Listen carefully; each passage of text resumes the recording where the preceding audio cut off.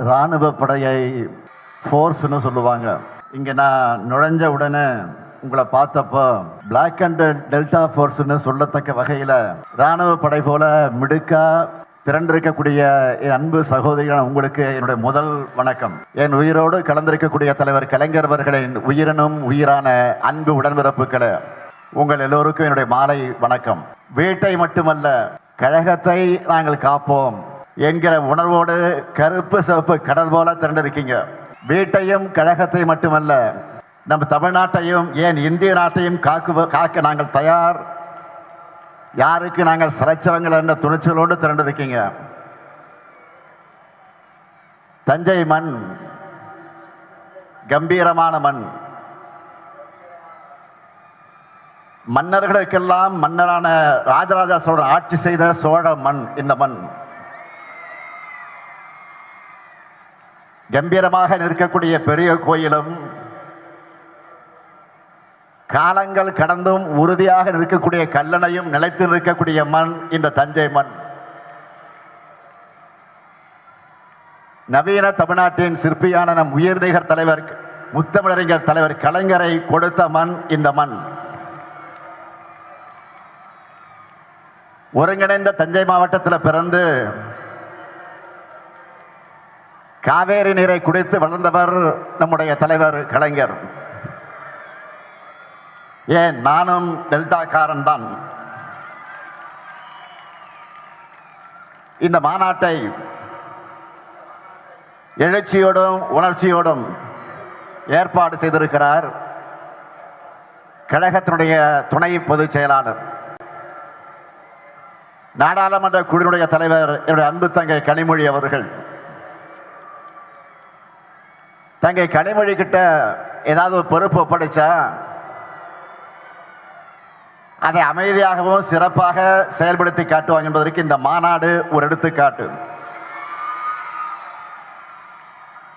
கழக பணிகளை தான் இந்த அமைதி. உரிமை குரல் எழுப்ப வேண்டிய நேரத்தில் கர்ஜனை மொழியா மாறி போராடுவார். அதுதான் கனிமொழி.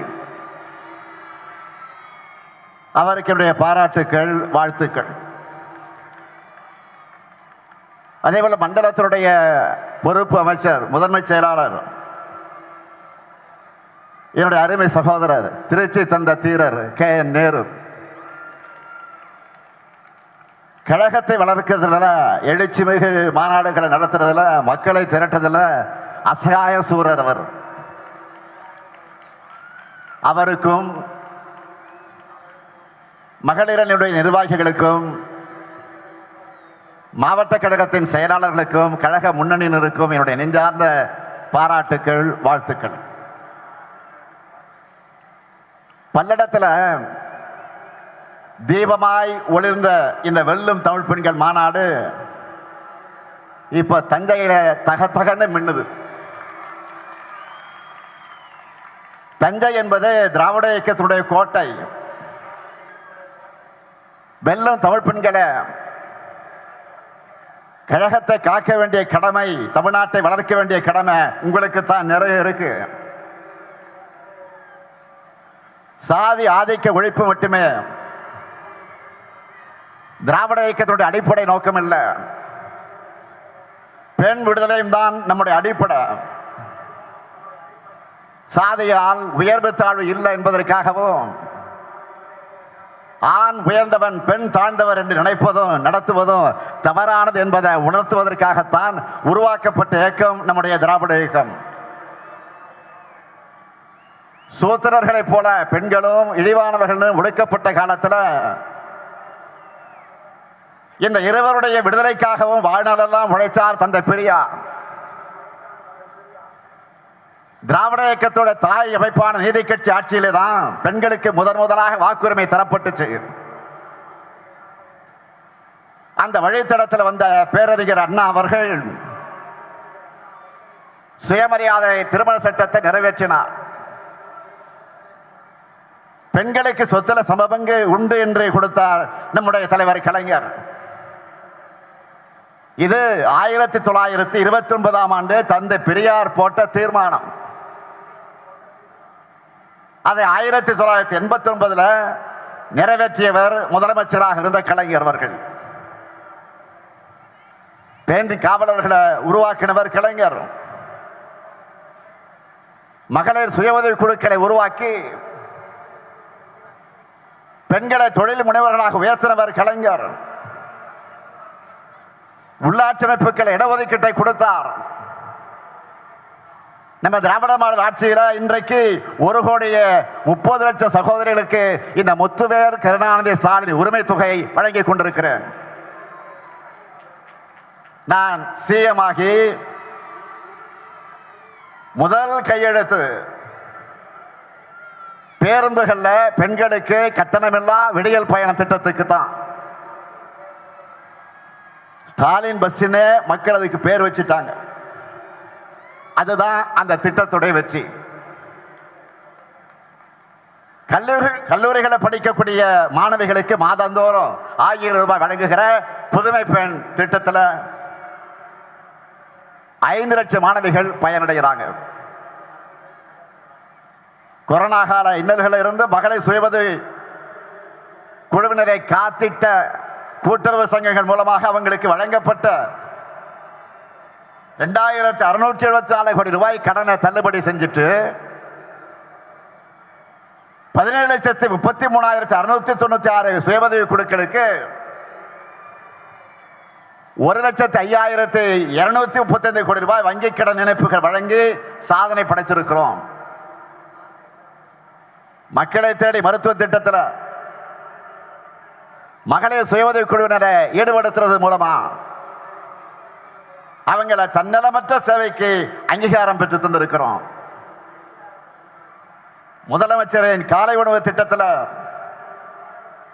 சுய உதவி குழு மகளிரை பங்கு பெற செஞ்சிருக்கிறோம். பணிக்கு செல்லக்கூடிய மகளிர் பாதுகாப்பா தங்குவதற்கு தோழி விடுதிகளை திறந்திருக்கிறோம். அடுத்து இன்னும் பல மாவட்டங்களில் தொடர்ந்து திறக்க போகிறோம். அனைத்து மாவட்டங்களையும் பாலின வள மையங்கள் துவக்கப்பட்டிருக்கு. இந்த மையங்கள் மூலமா குழந்தை திருமணம், குழந்தை பாலியல் வன்கொடுமை மற்றும் குடும்ப வன்முறை உள்ளிட்ட பிரச்சனைகளுக்கு தீர்வு காணுகிறோம். உள்ளாட்சியில மகளிர் அதிகாரமிக்கவர்களாக வர வேண்டும் என்று 50 விழுக்காடு ஒதுக்கீடு வழங்கி இருக்கிறோம். ஜெயிச்ச பெண்கள்ல 70 விழுக்காட்டுக்கு மேற்பட்டவர்கள் சுய உதவி குழு மகளிர் தான். அதுல எனக்கு உள்ளபடியே மகிழ்ச்சி.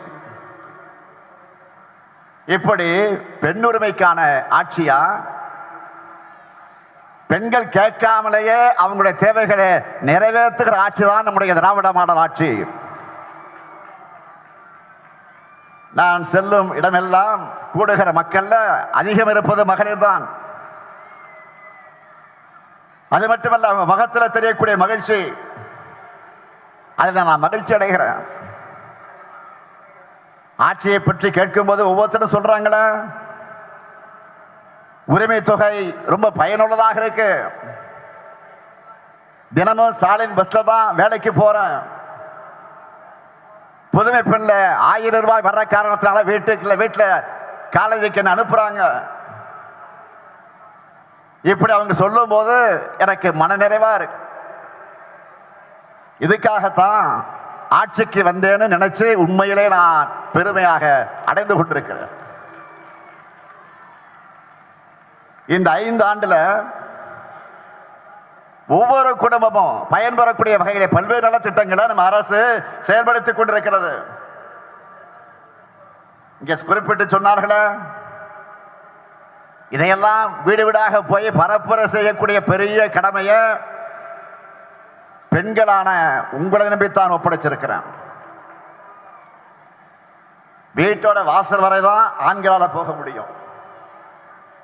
ஆனா நீங்க நினைச்சா ஹாலுக்கு போகலாம், கிச்சனுக்கு போகலாம். ஏன் அந்த வீட்டு பெண்மணியோட மனசுக்குள்ளேயே நுழைய முடியும் நீங்க. அதுதான் மகளிருக்கு இருக்கக்கூடிய பவர்.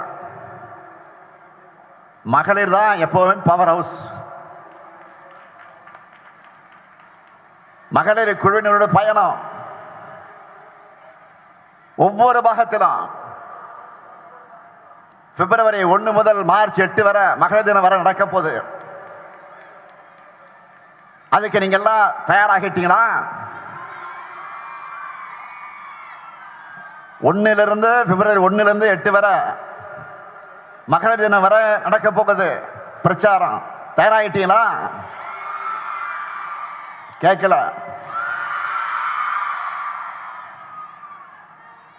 அடுத்து தமிழ்நாட்டை தலைகுனிய விடமாட்டோம்னு தொகுதிகள் தோறும் பிப்ரவரி 28 வரைக்கும் பொதுக்கூட்டங்கள் நடக்க போகுது. இளைஞர் அணியினரும் பிப்ரவரி 7ஆம் நாள் விருதுநகர்ல தென்மண்டல இளைஞர் அணி நிர்வாகிகள் சந்திப்புக்கு நடத்துவதற்கு அவங்க ஆயத்தமாகிட்டாங்க.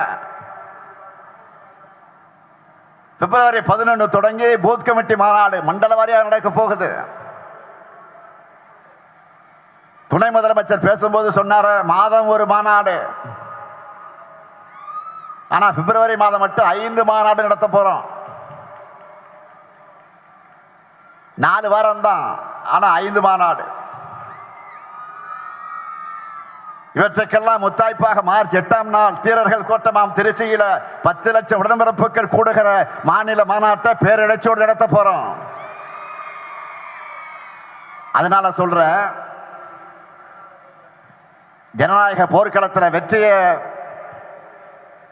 பெற வரைக்கும் உடன்பிறப்புக்கான உங்களுக்கு,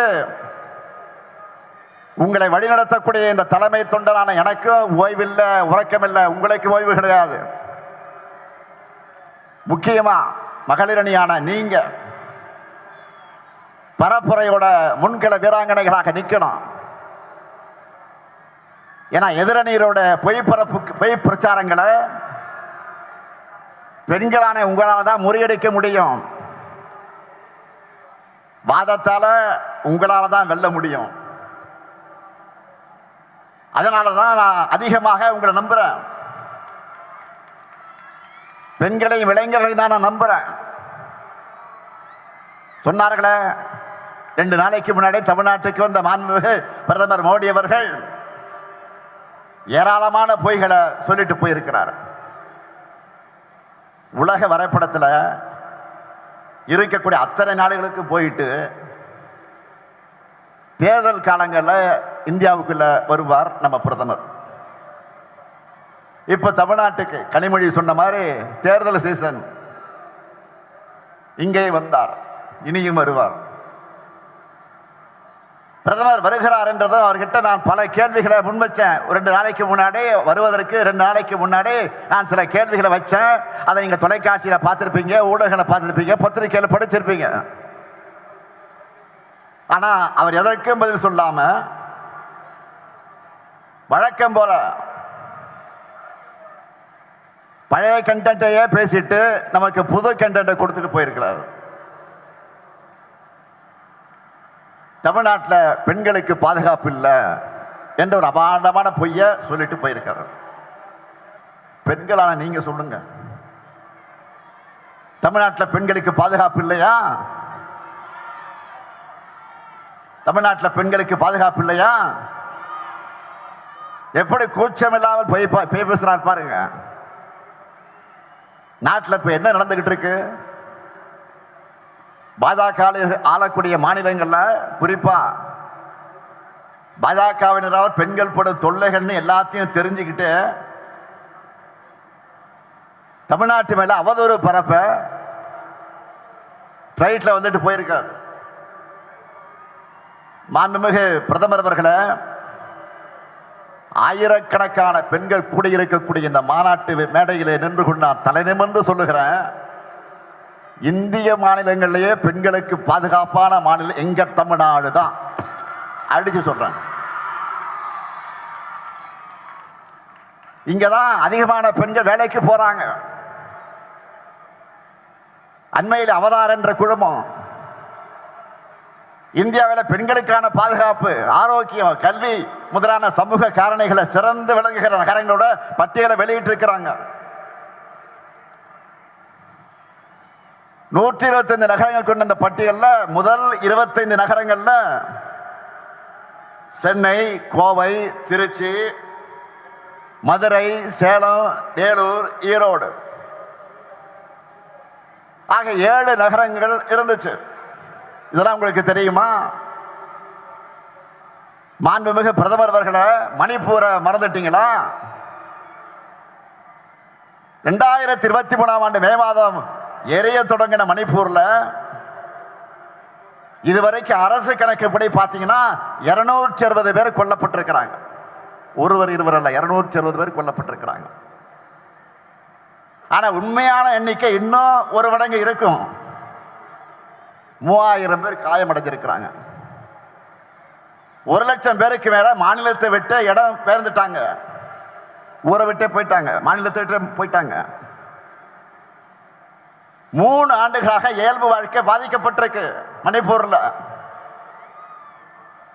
இத்தனைக்கு ஒன்றியத்தை ஆள்றது,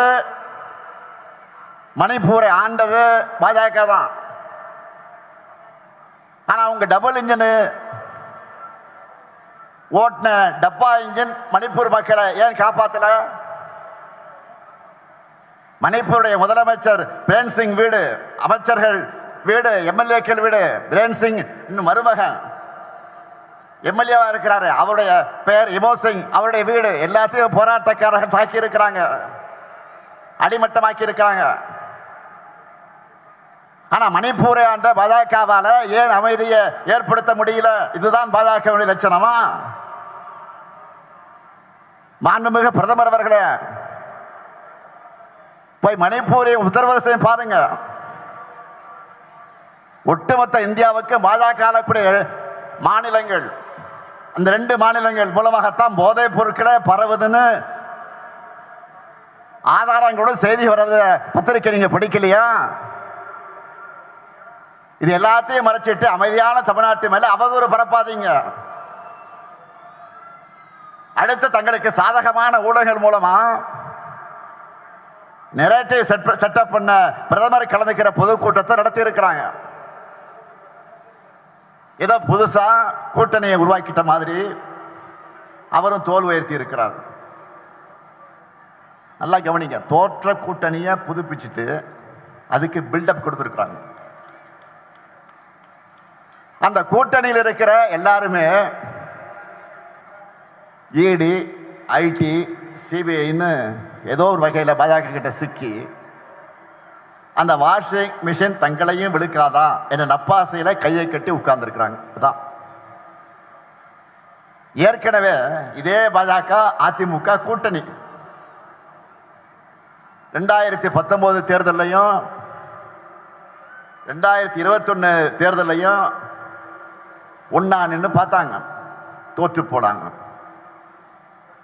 அடுத்து 2024 தேர்தலில் அதிமுக பாஜக என்கிற வேஸ்ட் லக்கேஜை கேட்டுட்டு நிற்கலான்னு அப்புறமா சேர்ந்துக்கலான்னு மறைமுக கூட்டணியா வந்தாங்க. ஆனா அந்த கெட்டப்பில் வந்தாலும் உங்களுக்கு கெட்ட விட்டு தானே தமிழ்நாட்டு மக்கள் திரும்ப திரும்ப சொல்லிட்டாங்க. இப்ப திரும்ப பழையபடியே உடைஞ்சு போனதெல்லாம் ஒட்டி எடுத்துக்கிட்டு புதுசா என்டிஏ அரசுன்னு சொல்லிக்கிட்டு வந்திருக்கிறாங்க. எல்லாருக்கும் தெரியும், பாஜக அதிமுக கூட்டணி கட்டாயத்தால் உருவாகி இருக்கக்கூடிய கூட்டணி, மிரட்டலால் உருட்டலால் உருவான பிளாக்மெயில் கூட்டணி, உண்மையான அதிமுக தொடர்புடைய விருப்பத்திற்கு எதிராக அமித்ஷா அவர்களால் திணிக்கப்பட்ட கூட்டணி, முழுக்க முழுக்க தன்னுடைய சுயலாபத்திற்காக வழக்குகள் இருந்து தன்னை காப்பாற்றிக்க, தன்னுடைய பதவியை தக்க வச்சுக்க பழனிசாமி உருவாக்கின சுயநல கூட்டணி. டெல்லிக்கு ரகசியமா பல கார்கள்ல மாறி மாறி போய்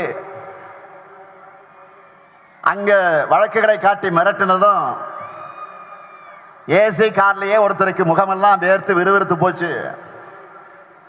எப்படி கட்சி வச்சு தொடச்சுக்கிட்டு வந்தாரு நாடே பார்த்துச்சு.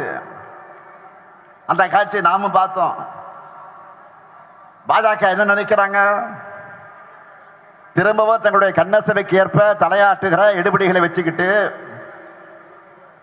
டெல்லியிலிருந்து தமிழ்நாட்டை ஆளலாம்னு பாஜக நினைக்குது. உங்களுக்கு தக்க பதிலடைய தமிழ்நாடு தரும். அதிமுக ஆட்சி என்ற பேர்ல பாஜகவோட பிராக்சி ஆட்சி நடந்ததையே ஏத்துக்காதவங்க தமிழ்நாட்டு மக்கள். இப்ப வெளிப்படையா பாஜக அரசுனே சொல்லிட்டு வந்தா உங்களை எங்களோட எல்லைக்குள்ளேயே அனுமதிக்க மாட்டோம். நடக்க போற தேர்தல் என்டிஏ வெர்சஸ் மதசார்பற்ற முற்போக்கு கூட்டணி கிடையாது. NDA versus Tamil Nadu. மறந்துடாதீங்க. தமிழ்நாடு என்றாலே தமிழ்நாட்டு மக்களுக்காக உண்மையா உழைக்கிற, நாடே திரும்பி பார்க்கக்கூடிய செயல் திட்டங்களை செயல்படுத்துற, தலை நிமிர்ந்து தன்மானத்தோடு போராடுகிற திமுக தான். எனவே மதச்சார்பற்ற முற்போக்கு கூட்டணிக்கு மீண்டும் வெற்றியை வழங்க மக்கள் தயாராகிட்டாங்க. பெண்கள், மாணவர்கள், வணிகர்கள், உழவர் பெருமக்கள், விவசாய தொழிலாளர்கள், நெசவாளர்கள், தொழில் முனைவோர், ஏழை எளியோர், அரசு ஊழியர்கள், ஆசிரியர்கள் எல்லாருக்கும் நம்மை நன்றாக புரிந்து கொண்டு நமக்கு ஆதரவை தொடர்ந்து தந்து கொண்டிருக்கிறார்கள். அவங்களுடைய நன்மதிப்பை, நம்பிக்கை நாம் பெற்றிருக்கிறோம். நான் என்னை விட அதிகமாக நம்புறது நம்முடைய தமிழ்நாட்டு மக்களைத்தான். எனவே என் மீது நம்பிக்கை வைத்திருக்கக்கூடிய மக்களை நாம் தொடர்ந்து சந்திச்சுக்கிட்டே இருக்கணும். என்றைக்கு எப்போதுமே மக்கள் கூடவே இருக்கணும். இதுதான் உங்களுடைய சகோதரனாக இருக்கக்கூடிய இந்த முத்துவேல் கருணாநிதி ஸ்டாலினுடைய வேண்டுகோள். எனவே அதற்கான பரப்புரையில் ஈடுபட வெல்லும் தமிழ் பெண்களை புறப்படுங்கள். மீண்டும் இந்த ஸ்டாலின் ஆட்சி, கழக ஆட்சி, திராவிட மாடல் ஆட்சி அமைய ஓய்வை மறந்து உழையுங்கள். வெல்வோம் ஒன்றாக. நன்றி, வணக்கம்.